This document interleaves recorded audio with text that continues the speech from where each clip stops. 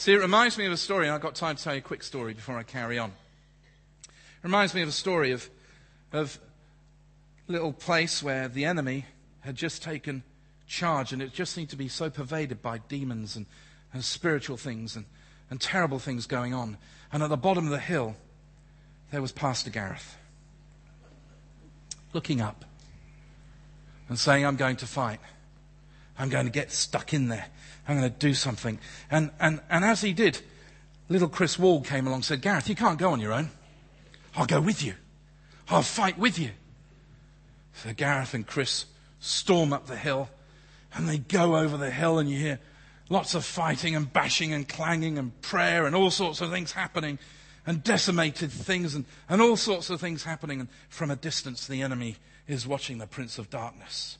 And then out of the mist and the fog crawls along one bleeding and battered demon. And as he crawls up to the Prince of Darkness, the Prince of Darkness said, what's wrong? What happened? And he said this, you didn't tell us there'd be two of them.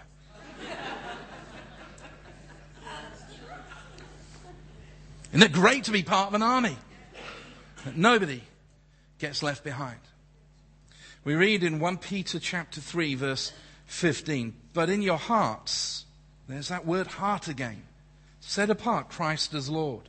Always be prepared to give an answer to everyone who asks you to give a reason for the hope you have. But do this with gentleness and respect. It reminds us of our personal responsibility to share our faith with those who don't know him. Can I encourage you to think this week about the reasons why you believe? About I believed in the gospel because sometimes we're asked for a reason why we believe. Somebody might say, I never knew you went to church. Why'd you go? They're not going to ask you a question like, please outline for me the 4 spiritual steps of how to become a Christian. They're not going to ask you that. They're just going to say, well, why do you go? Can I ask you to practice this phrase, to have the reason ready, not off pat, not as a robotic thing, but just have something to say. And this, I was told this when I became a Christian, have a reason for why you believe. So I always try to have the reason. And so practice this phrase, I believe because, and you fill in the blank. It can be something that happened in your past. I believe because I saw an amazing healing, or I was healed of something and I've never been the same. It can be, I believe, because it was a process of just going on Alpha and discovering new things and new things that I didn't know even about Jesus. And after a period of time, it just made sense to me, and that's why I believe. And then you can say, well, come on, Alpha, with me. I'll come with you. Have that ready. I believe because. When people say to me, why do you believe? I say, I believe because I grew up in a house where the supernatural happened. And then I realized that it wasn't super. That God actually was more powerful. And that which I'd been warned about to avoid all my life, I decided to commit my life to discover that God's ways are better than my ways. That's why I believe. You don't have to come out with a great big long sermon. I believe because. Be ready in season and out of season. Stretch out your hands. Stretch out your hands. Extend the hands. And then finally, we have to strengthen our legs. Strengthening our legs speaks of the things that are a bit further away from me. They're things that we have to walk to, things that we have to travel to, places that we have to go when no one else is going. We're carried on our legs. In Matthew chapter 9, verses 35 and 38, Jesus said this, and you know these verses. Jesus went through all the towns and villages, teaching in their synagogues, preaching the good news of the kingdom and healing every disease and sickness. And when he saw the crowds, he had compassion on them because they were harassed and helpless, like sheep without a shepherd.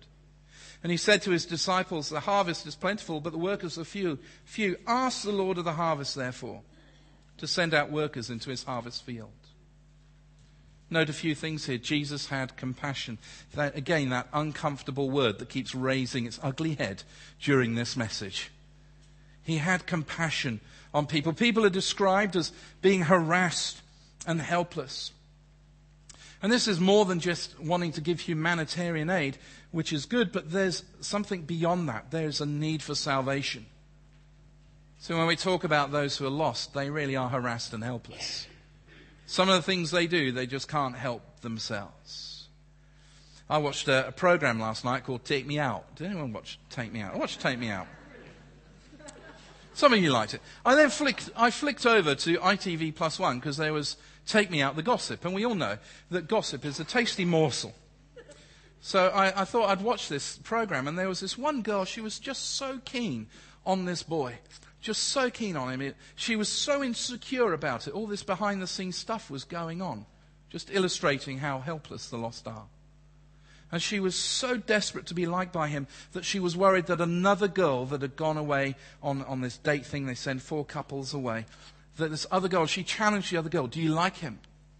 No, I don't like him. She challenged him, do you like it? No, because if you do, I'll step aside. But no, I like you. And then that night, after all the partying and all the other things, she spent the night in his hotel room. And they were interviewing them.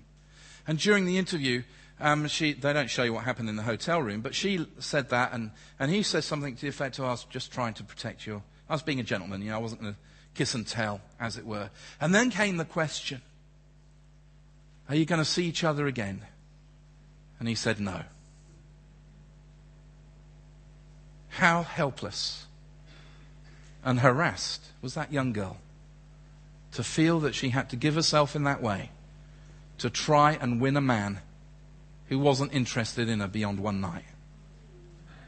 There's a world out there that's harassed and helpless, that are lost, who are behaving like the lost do because they're lost, with no one to father them and to guide them except us. Except us.